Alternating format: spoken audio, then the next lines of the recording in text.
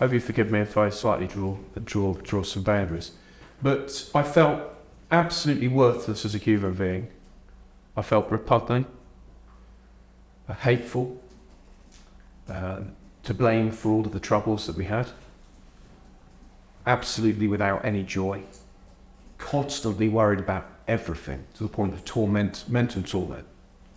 You make a speech or give a comment to the press. Oh, was that okay? Everything. What, did I do the right thing? Would it be all right?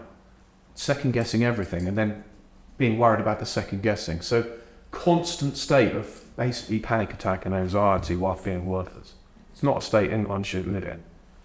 And once or twice, I remember one time the younger of my two parliamentary assistants was there, a young lady, and one main attorneys. And I had to just go through and say to them, could you please just come through and just talk to me about anything? In the Port Conversations. Just talk to me about anything. Because I can't go on.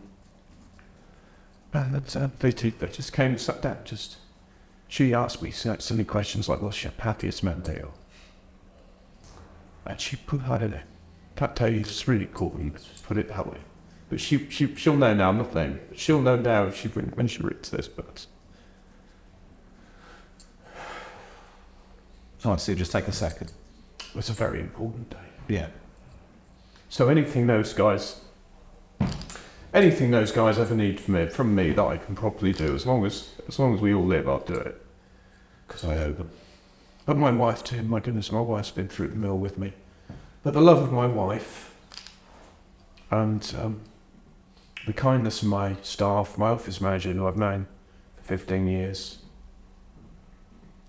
the amazing, brilliant young people who work for me, who, together we got through COVID and CRG and we all hated it. We all suffered. They missed out on 2 years of youth, right? But we got through it together and they were just there for me when I needed them. And I think anybody watching this who's struggling with their mental health, look, this is all good, looks like I'm not depressed now. But anyone who's struggling with their mental health, there's somebody out there who loves you. And live for them. Just live for them, even if you don't want to live for yourself, live for them. And if you really look low, ring the Samaritans, because there's good, kind people who will be there for you. So if I may, I'll just give a few of the word pictures about where I was, which is to score 3. I'm so sad and unhappy that I can't stand it. I feel the future is hopeless and that things cannot improve. I'm not going to go through all of them. I feel I am a complete failure as a person. Now, looking at the reaction I've had, there were some people delighted to think I felt this complete failure. Well, God bless them, but no one should live like this. I feel guilty all of the time. I hate myself. I blame myself for everything bad that happens. Very painful. I would kill myself if I had the chance. I won't go through them all. I believe I look ugly. I feel irritated all the time. Too tired to do anything. No appetite at all anymore. And that's where you were? Yeah, I scored deep into the 30s. So on the checklist, that's severe depression. And it's a serious thing. It can take people's lives. Lots of people appreciate you sharing that. Can you flesh out for us a bit what it was that you think got you to that place? Was it politics? Because there could be lots of things that happen in other people's private lives. Was it bound up in the extraordinary moment in politics that was happening from the referendum of 2016 up to 2021? Absolutely, undoubtedly, it was extreme stress. So it's true that through my life I've wrestled with depression. Even as a child, I used to say to my mother, hell is here on earth, because I'd see the starving of Ethiopia or whatever was on the news, hell is here on earth. So I wrestled a bit when I was a kid. I was depressed when I left the Air Force. I didn't want to be in the Air Force anymore doing the job. I was on antidepressants briefly then, but leaving the Air Force sorted it out. I loved the Air Force, but unfortunately they gave me a job I didn't want to do. And I had no future because I didn't like the particular job on aero engines. I was good at it, but I didn't like it. But leaving sorted that out. Then in 2013, I had a really dark episode, but it was a bit acute and brief.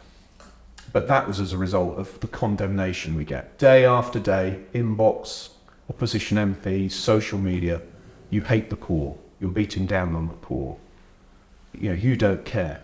Again, it's part of the pressure of safety. But being told that over and over again, I came to a moment where it was a very dark moment. Can I leave it at that? No. But I came out of that moment and thought, I'm never going there again.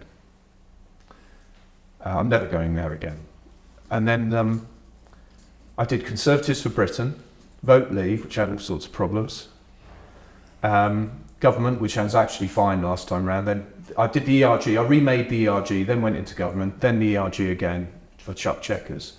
By the time we got through the major constitutional crisis, which I admit, I played a part in creating it, but I also wanted to play my part in resolving it, which is why this framework's so important. I held all these tigers by the tail. I mean, I sat in the House of Commons with one of these phones in my hand and broadcast, as you said, Jim Henson, the Brexit Muppet Show. That's one of the best coverage I've ever had.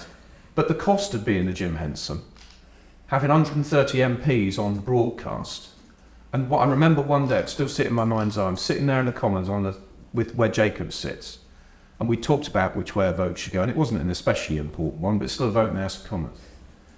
And everybody was looking at me, because everybody knew, not for the first time, that I was about to decide which way the vote would go.